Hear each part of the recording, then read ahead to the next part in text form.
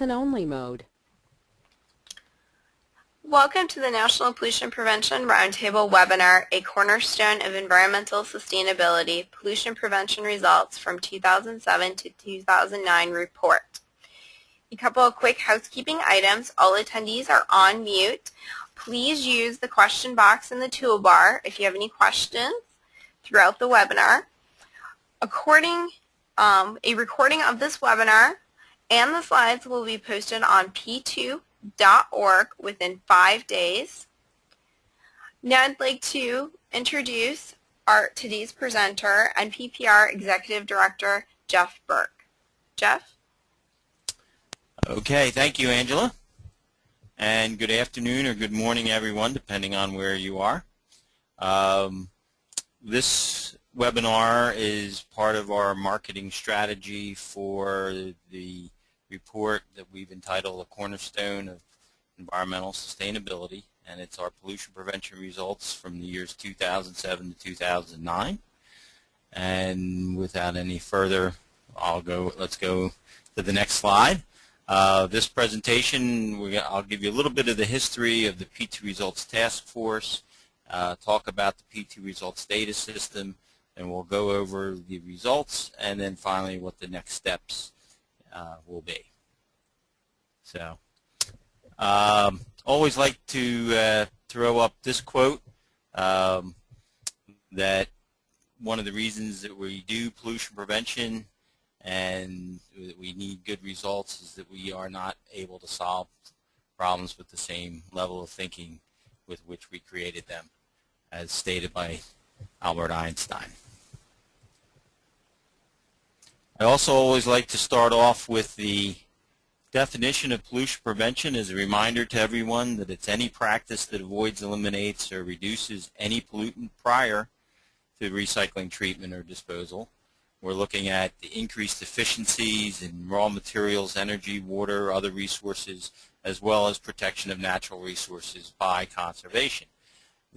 We do not include reuse, although that does get included in some of the other similar terminologies like waste minimization and cleaner production. But we're simply talking about, again, that avoiding, eliminating, or reducing pollution prior to the recycling, treatment, or disposal. Next. The P2 Results Data Management System has been developed by the National Pollution Prevention Roundtable as well, and also the Pollution Prevention Resource Exchange. We've received some funding from the Environmental Protection Agency in support to create this results data management system. This effort began in late 2003. It followed a report that was done by the National P2 Roundtable, where we simply had done a survey of state P2 programs of what their results had been since the beginning of the Pollution Prevention Act, which was passed in 1990, until 2000, so a decade of results. And what we were looking then for was a more systematic approach to collecting the results, having more consistent definitions of what type of information and data we were trying to collect, and also how that information would be presented on a continuing basis.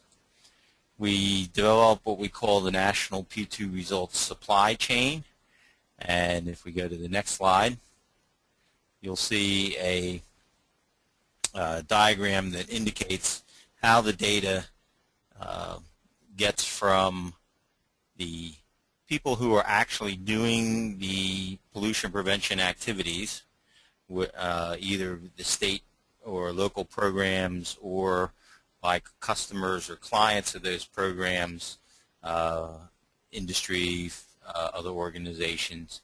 That information is collected by the state or local programs, kept in some type of a data management program, and that then gets rolled up to state and regional aggregation, and then that information goes up to national results. Now this chain actually is going to change slightly in the future, and I'll talk a little bit about that. There will also be a future webinar that I'll also talk about briefly, which will talk more specifically about the data results management system. Next. Okay, so the kind of the meat of this webinar and the report. We did receive input from over 100 organizations representing state environmental and health departments, technical assistance programs. These are usually university-based programs where they provide technical assistance to small, medium-sized enterprises, although in some cases it will also be larger facilities and companies if that's what their charter allows. Small business development centers are another source of the data. They are working with, as it indicates, small businesses within their area of purview. Universities and colleges that have their own programs that may not be a specific technical assistance program, but they have their own programs for working with clients to produce pollution prevention results. Tribal governments have been getting more involved with pollution prevention. As a matter of fact, there's now a new effort on our hospitality efforts dealing with tribes and the casino industry, which has become a major industry within tribal governments, local governments, and federal agencies. So we've got quite a spectrum of folks who are contributing to the results. And what's important to note is that we've got representation from I think almost all 50 states, but certainly more representatives than the number of states that are out there. So we're getting a pretty good input of data. Next. We've divided the information that we gather into three categories. Activities. These are actions that are taken by regulators or technical assistance providers or the folks who operate or manage the pollution prevention programs or pollution prevention activities either at the state or regional or local level. These can include things like trainings and workshops and meetings and conferences, roundtables, anytime when people are getting together to exchange information or network about pollution prevention and related topics.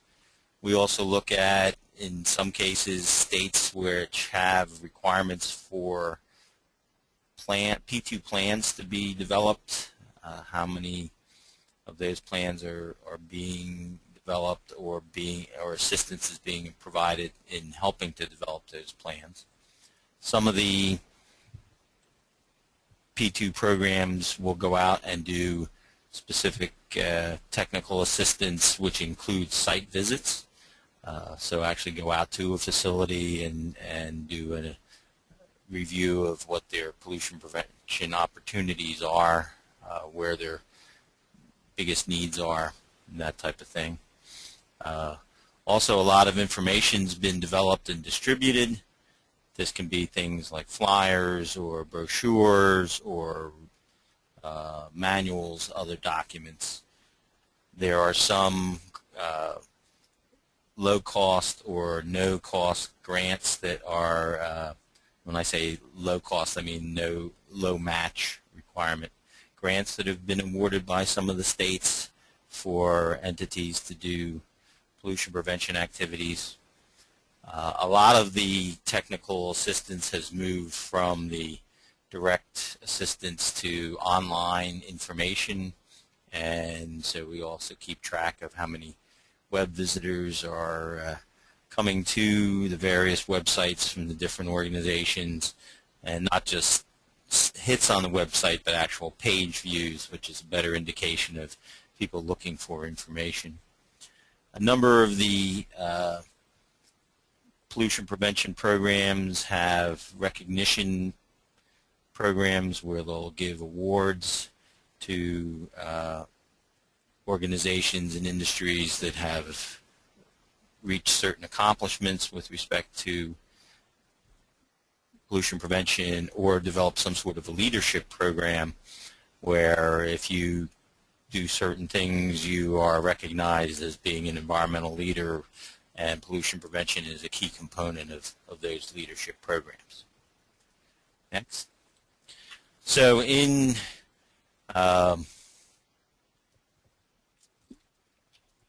in response to those activities, then the behavior change that occurs by the organizations or facilities include things like adopting pollution prevention policies. One of the first steps in developing an environmental management system is developing an environmental policy. How many people are trained in pollution prevention within an organization? So people may attend a training course and then develop a training on pollution prevention within their organization. If that industry or organization has developed a pollution prevention team where they're looking at opportunities for pollution prevention, we're keeping track of how many of those teams are developed, as well as some of the other steps that go into pollution prevention, environmental management system approaches, such as mapping of processes, looking for where compliance improvements are occurring, because in a lot of cases the pollution prevention activities result in improved compliance, or in other cases there's also no longer a need for compliance because the pollution prevention activities have taken the company out of the need for meeting compliance requirements.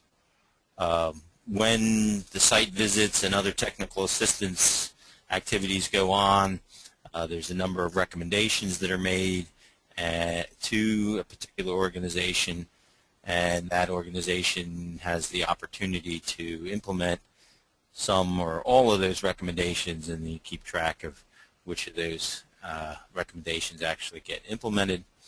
And then finally, under behavior change, there's the reporting of understanding of P2 opportunities, so that you're looking at how people are getting a better understanding of where they may be able to, again, avoid,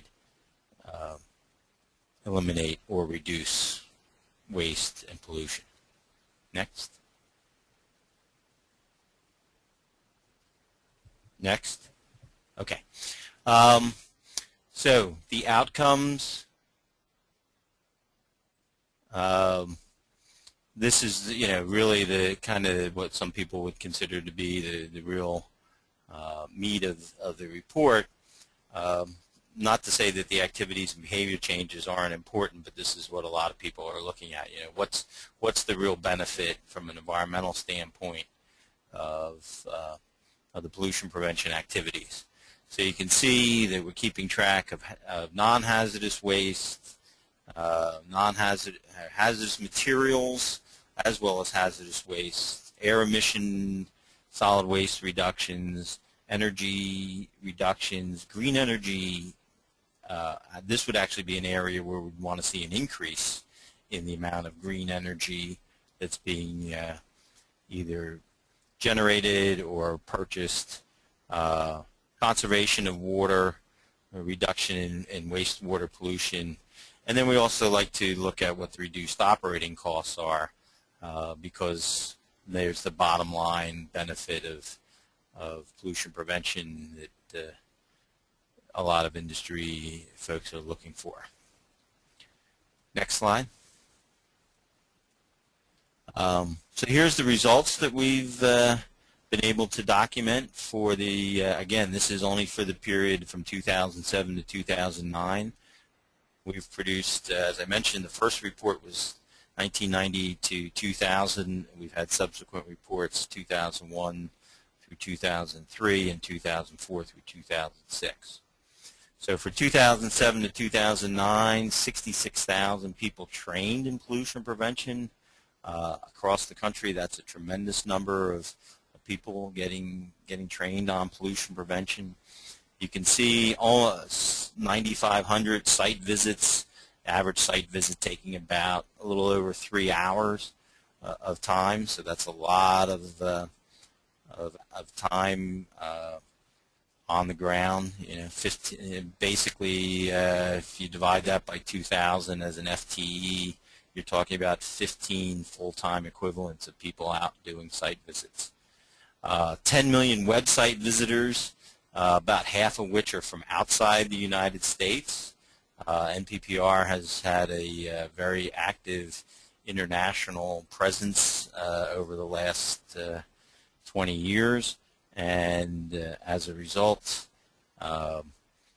we're seeing more and more activity of interest on the various topics that people who have P2 websites are looking at.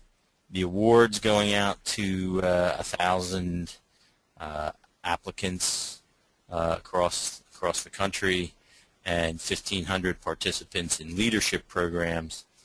About 2,000 documents being developed, with a distribution of those documents of 380,000. So you can see quite a large distribution of each document that gets produced. Again, all activities, but all very important in terms of reminding people of the value of pollution prevention and addressing particular issues depending on the topics. Next.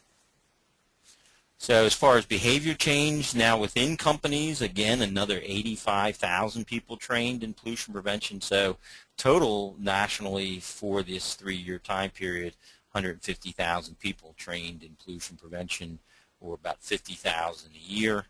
I don't want to break that down to a daily basis, but you can see it's a very large number of people still being trained in pollution prevention. 1,200 organizations developing environmental management systems, which have pollution prevention as a key component.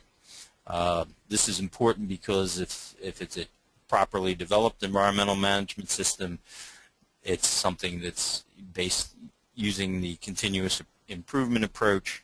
Therefore, this is not just a one-time project, or as some people like to put it, a random act of excellence, but rather a systematic approach to addressing and managing environmental issues. 1,500 organizations reporting that they've improved their compliance through use of pollution prevention, and 6,000 organizations indicating that they implemented some type of a pollution prevention action. So the outcome results then from all those activities and behavior changes, you can see the millions and billions of pounds of waste reduced. I'm not going to go through each one of these, but you can see very large numbers. And just to give a little bit of perspective, recent travel, I saw at the airline that I was on that they were touting that they've been collecting plastic bottles for recycling, and that they, in the last 8 years, had collected a total of like 5 million pounds, which is a good effort for that particular company. But again, they're talking millions over a much longer time period. These are hundreds of millions to billions of pounds over a 3-year period nationwide. Next. Also, as I mentioned before, we're looking at conservation of energy as a pollution prevention activity. So you can see the reductions either in the energy or the material used for energy. And then the big one at the bottom, the 37 million miles of vehicle travel reduced.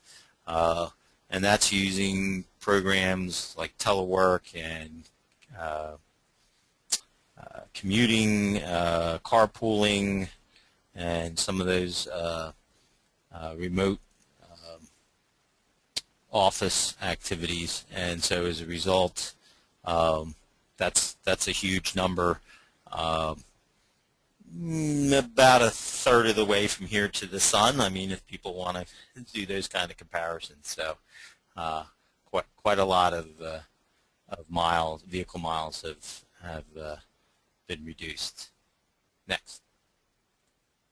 And as I said before, we're trying to promote generation of energy using green energy, so to speak, the millions of kilowatt hours, as you can see. Small numbers in comparison to overall energy use, but moving in the right direction as far as generating or purchasing green energy. Going on. Next. And so you can see significant reductions in the amount of water used, as well as reductions in tons of carbon dioxide equivalent, and overall cost savings, $6.6 billion, and that's quite significant compared to the total amount of money that's being spent for all the activities and that are being done by the organizations that have provided the information and data for this report. So our next steps, we have sent out press releases to major newspapers around the country. Once the key contacts up on Capitol Hill are decided at in the various committees, both in the House and the Senate, we'll be sending them cover letters with the executive summary from the report, with the opportunity to meet with any of those folks who would be interested in learning more about the pollution prevention activities. We have sent out information through ECOS on this report to the state commissioners and secretaries. We'll also be sending a cover letter and executive summary once we find out who the new administrator for EPA will be. We'll be contacting that person as well as other top senior management at EPA with the results. And then one of the other suggestions that we've gotten from our P2 Results Task Force is to look at some of the trade journals that deal with environment and energy to promote the work that we've been doing and everybody has been doing with respect to pollution prevention, and again trying to promote all those good activities. So major effort in terms of trying to market the results of this report. Next. Other next steps, there'll be a call for data for the 2010 and 2011 results, and that should be coming out next month. Also, as I mentioned, the data system has undergone some significant improvements, and so we've had a couple of webinars on that revised system already, but there'll be another one also next month. I believe we don't have the exact date on that yet, so we're still working on that, but the target is to have it sometime in March, and to also somewhat coincide with the call for data. So there will be another webinar on the data system that we are using to gather all this data for these reports. And next. So if you have any questions, we'll be happy to take those at this time. This is my contact information. Some of you may not have realized that we've moved our offices a couple of years ago. We're now at 50 F Street in a shared office location with the Environmental Council of States. We no longer at DuPont Circle. However, our phone number and email address and websites have stayed the same. So with that, Angela, are there any questions? Yeah, we do have a couple questions. Just a reminder to folks, if you do have a question, please submit it through the question box in the toolbar that's provided by GoToWebinar. The first question is, will there be future P2 results summary reports?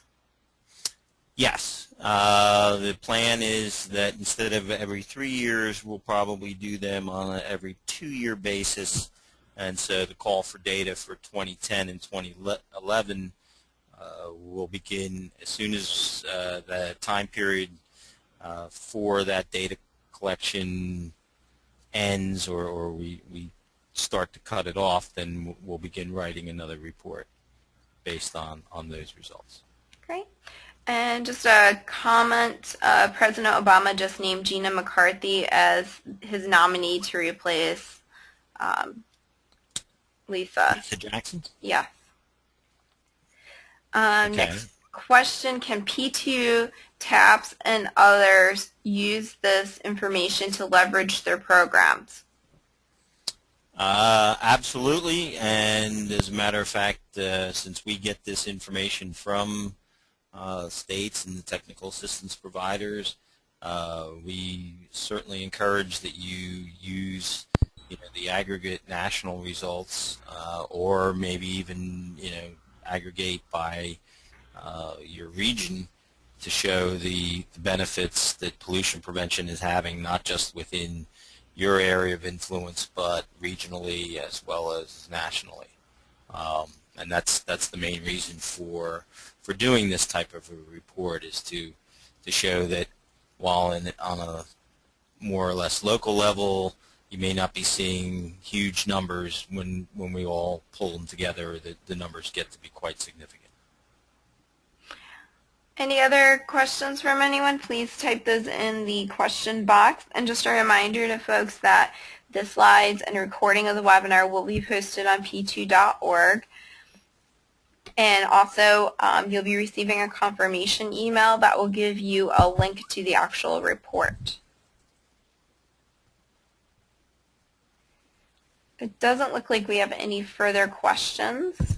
Yeah, I wouldn't think so. I thought I explained everything so well that there wouldn't be much more in terms of questions beyond. Oh, we just got one in. Okay.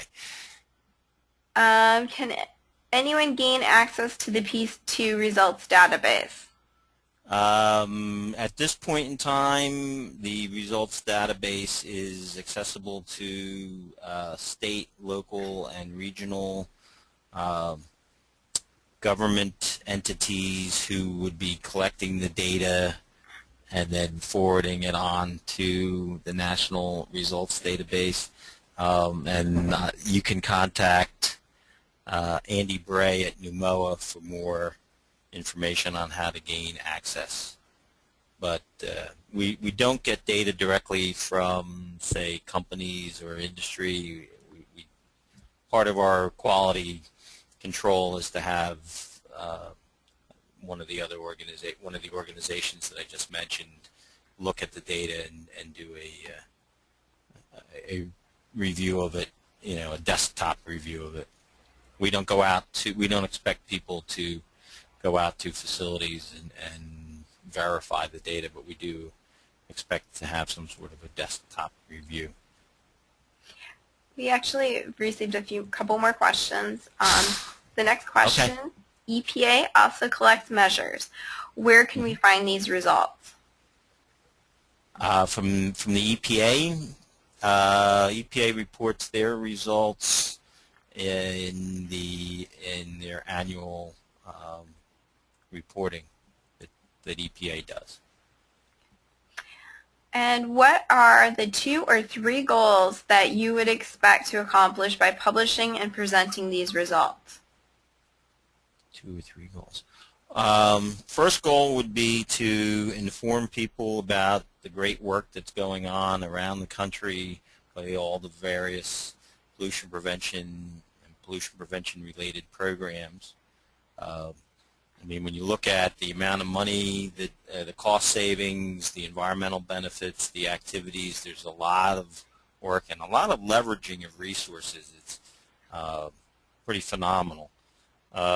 Secondly, goal would be to let people know that the pollution prevention programs are alive and well, not maybe as many as there were in the past, but those programs that are still around are quite active, and you can see that by the results that they're achieving. And they may not be doing it as overtly, I guess would be the best term I could think of, as they used to. But again, to remind people that the pollution prevention programs are out there. They're doing great work, and we need people to realize that the Pollution Prevention Act, which has now been around for 23 years, still put source reduction as the remedy of first choice in addressing environmental problems. And we need to keep reminding folks at the local, state, and national level that's the hierarchy and the approach that should be used. And with that, that looks like it's our last question for today's webinar. Okay. Well, I want to thank everybody for their participation in and the questions. I think they've been very thought-provoking, and I hope you got something positive out of this. Thank you.